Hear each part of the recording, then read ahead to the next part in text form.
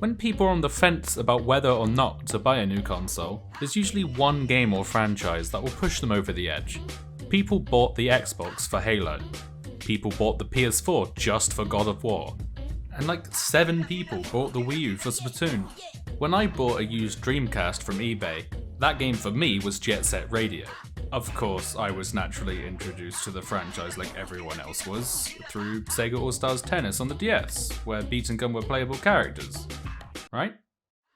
Everyone knows Grandpa Sega has been in a care home for a little while, and has a tendency to forget about any franchises that don't feature hedgehogs of the blue variety. Jet Set Radio being no exception, with its first game releasing on the Dreamcast in 2000, and the second game releasing on the original Xbox in 2002. The first game did get some ports to various places, including an incredibly funky remake to the GBA. However, to this day, the only way to play Jet Set Radio 2 is on the original Xbox. And since 2002, it can be seen in the aforementioned Sega Superstars Tennis, was playable in Sonic and All-Stars Racing Transformed, and most recently as a character in Super Monkey Ball Banana Mania, alongside Punchy Japanese Man and Satan himself. But as for any actual Jet Set Radio content, there's been none. At least when Grandpa forgets to take his meds, the nurse will eventually be there to wipe his ass, with Team Reptile developing Bomb Rush Cyberpunk, a spiritual successor with the same composer. But before we get to that, we should deal with...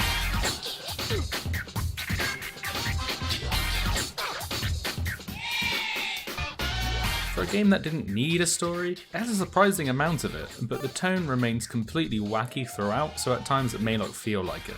The game is set in the totally not based on a real location, Tokyo To. You play as a youth gang called the GGs, which was founded by the main character Beat, and you compete with 3 other rival gangs called the Love Shockers, the Noise Tanks, and Poison Jam in a war for territory.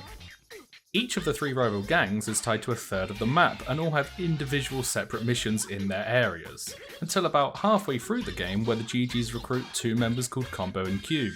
They introduce a 4th location called Grind City that has been taken over by the evil Rukaku business. The rest of the game then focuses on trying to stop the Rukaku business and its evil CEO Goji Rukaku from taking over the world. Yeah, it sounds pretty basic so far, but I'll let you get to the bit with a giant fire-breathing rhino that fights you on a giant vinyl record with strippers on it by yourself. It's the journey that counts. The first character that I'll mention is also the first one that you meet. Eccentric radio host, narrator that updates you on the events of the game, and King for the Day winner, DJ Professor K. He's got a lot to say, but luckily all of it is pretty entertaining. The main villain, Goji Rukaku, is the typical power-hungry CEO type. Other than that, not much is known about him. Apart from the fact that he appears in Yakuza 1 and the remake Yakuza Kiwami in a side mission called Crisis on the Crapper, where he is stuck in a public toilet and Kiryu has to fetch him toilet paper. Several times. During a mission, when you get up to enough tomfoolery, or beat-foolery if you will, you get the police force sent on you, which is a gameplay mechanic that I'll mention later on. This police force is led by Captain Onishima, a character that's very similar to that one police officer from Lupin III. The Jet Set Radio manual even states that he's been watching too many 70s police shows, which kind of explains why he looks like that. I mentioned these first 3 characters separately from all of the other playable ones as they have more of an impact on the game's progression. Most of the playable characters have little impact on the story, which means the focus is completely on their style and how they play. Apart from some secret unlockable ones, these characters are Beat, Gum, Tab, Garum, Mew, Yo-Yo, Cube, Combo, Slate, and Piranha. There are a couple situations where you may want a character with more spray can capacity, for example, but for the most part I would just choose the one you like the look of the most. These characters don't really get any extensive story, which is a big shame, so I hope when the stars align and Grandpa Sega takes his pills, a Jet Set Radio sequel could explore the characters more.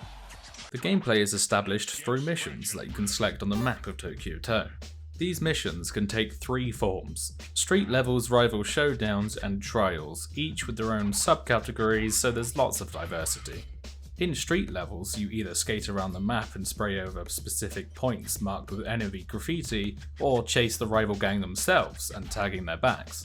I see these as the default mission type and kind of the basis of the game, with the other two being smaller and more specialised.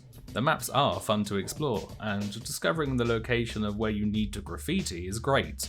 However, sometimes it can become a bit of a pain in the ass, like when you can't find the last graffiti spot because there's a specific path you haven't seen, and then the time limit runs out, meaning you have to restart the entire thing.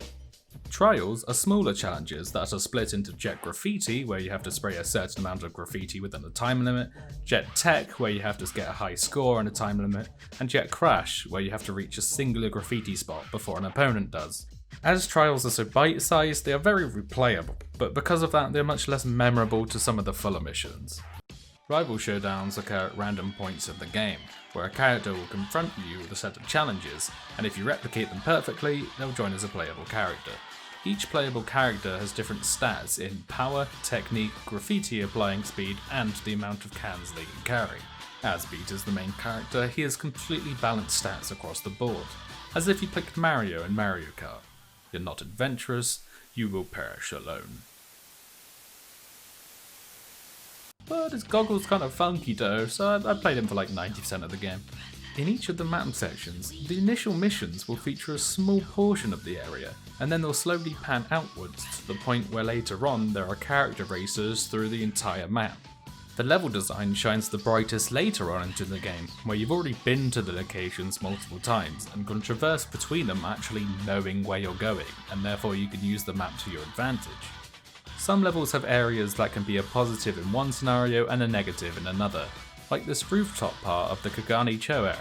In one mission, it can be like hell on earth as 3 snipers with aimbot lock onto you through walls, and you have to fight for your life. But in another mission, it's just a nice peaceful open finisher to a trip around the entire map. Also, getting up this specific part here screwed me over for like 30 minutes for no reason. As the beginning of the game warns you, graffiti is a crime, and crime must pay. Of course, a bunch of teenagers going around a city and painting on a couple walls that already had graffiti on them is serious. So the appropriate response is to send the entire UN military. The police and Captain Onishima are enemies that appear partway through every mission, and your task is to now complete whatever goal you already had whilst avoiding copious gunfire. Like the average to-do list of an American citizen.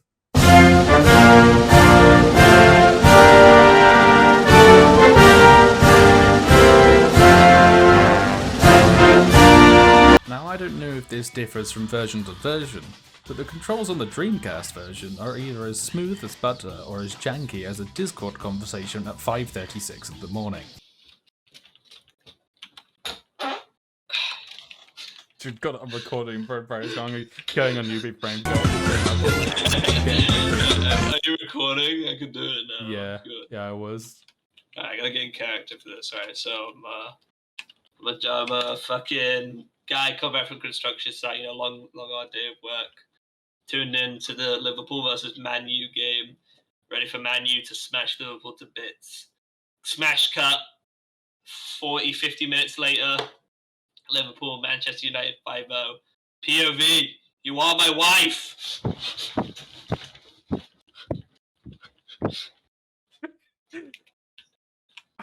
It's just, your fist makes a wind sound. Is your mic in your webcam? Yeah, it is. Yeah. It's because when you do the punch, you can hear the... It's beautiful. I'm gonna say I'm lightning quick. I can't tell if it's either the turning circle not being snappy enough, as is the norm in modern games, or the angles needed to snap onto the ledge being a bit too specific. Either way, it can sometimes break the flow of gameplay, which is very important to a game where the flow of movement is one of its defining characteristics. However, when it works, it's really smooth. Parts of the game can make you feel like a speedrunner from just the map design and obstacle placement alone. It's amazing how a game that released over 20 years ago can hold up graphically, especially in the HD re-release. It's just another case study example on how stylization was a better choice than trying to achieve graphical photorealism. Even now, the most graphically impressive photorealistic PS5 game might look like arse 20 years down the line compared with the technological advancements we will have made by then. Yet, Wind Waker and Okami are guaranteed to still look fantastic. Although, This argument would have held a lot more weight a console generation or two ago. As with some games' photorealism, it's getting pretty damn close. With Jet Set Radio, this stylization is derived from its colour, which makes absolute sense considering the game is kind of based on graffiti.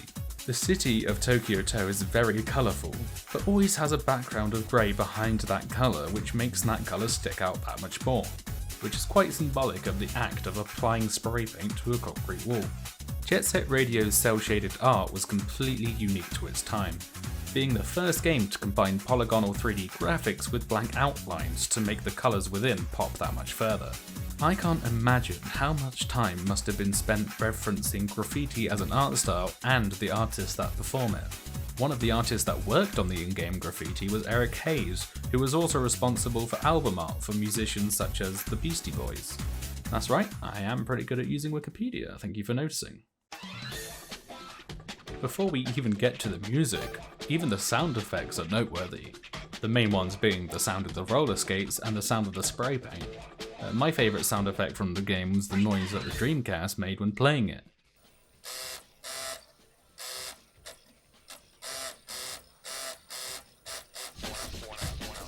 Despite sounding like a printer printing onto sandpaper, this is apparently what it's meant to sound like. Maybe the PS4 sounded fine all along. Okay, moving on to the big section.